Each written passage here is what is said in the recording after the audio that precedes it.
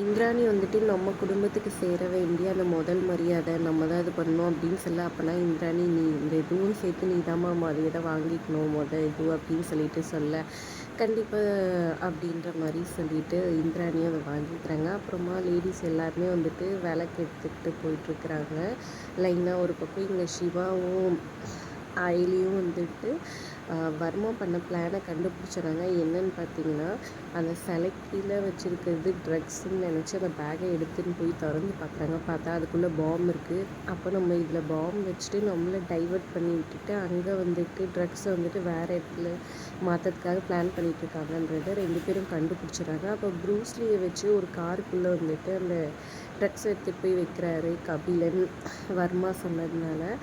இதை வந்துட்டு சிவாவும் அயலியும் நோட் பண்ணிடுறாங்க. நான் அந்த ப்ரூஸ்லியை பார்த்துக்கிறேன், நீ போயிட்டு நம்ம குடும்பத்தாளுங்க அந்த இந்த ஊர் எதிரியான அந்த ஆளுனால எந்த பிரச்சனையும் வராமல் பார்த்துக்கோன்னு சொல்லிட்டு ஐடியா அனுப்பிச்சி வச்சுறாரு சிவா. ஐலியும் போயிட்டு லேடிஸ் எல்லாம் அட்டாக் பண்ணுற வர ரவுடிங்களெல்லாம் போட்டு தும்சம் பண்ணிடுறாங்க. ஒரு பக்கம் எல்லோரும் போய் சாமி கும்பிட்றாங்க, விளக்கெல்லாம் எடுத்துகிட்டு போய் வச்சுட்டு.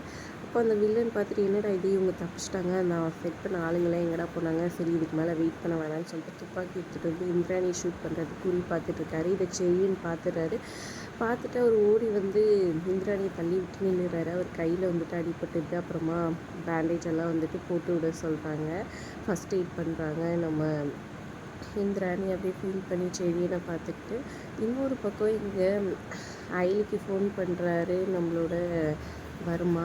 பாத்தியா எப்படி வந்துட்டு உன் இடத்துலையே வந்துட்டு நான் இதை பண்ணிட்டேன், இப்போ வந்துட்டு அந்த ஊர்வலத்து இதுக்கிட்ட வந்துட்டு நான் பாம்பு செட் பண்ணியிருக்கேன் அப்படின்னு சொல்கிறாங்க. ஐயோ வேணாம் வர்மா வேணாம் அப்படின்னு சொல்லிட்டு ரொம்பவே பயப்படுற மாதிரி அயலி நடிக்கிறாங்க.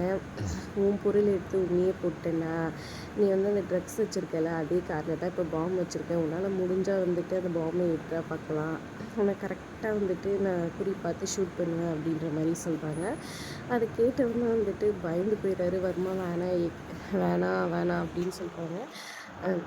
உன்னால் முடிஞ்சது பண்ணுடா, ஒரு ரவுடி நீ அவ்வளோ யோசிக்கலையே, ஒரு போலீஸ்காரி எவ்வளோ யோசிக்கணும் அப்படின்ற மாதிரி சொல்கிறாங்க. அப்புறம் அந்த கார் ஏரிய ஆரம்பிச்சோன்னா வர்மா ரொம்பவே கடுப்பாயிடுறாரு. இது வந்துட்டு சிவாவும் அயலியும் பிளான் பண்ணி கரெக்டாக அந்த பாம்பை எடுத்துகிட்டு போயிட்டு அந்த காருக்குள்ளே வச்சதுனால நடந்தது. செம்ம த்ரில்லிங்காக போகுது. என்ன நடக்குது அடுத்ததுன்றதை ஒரு திரும்ப பார்க்கலாம். வீடியோ பிடிச்சிருந்தா லைக் பண்ணிக்கோங்க.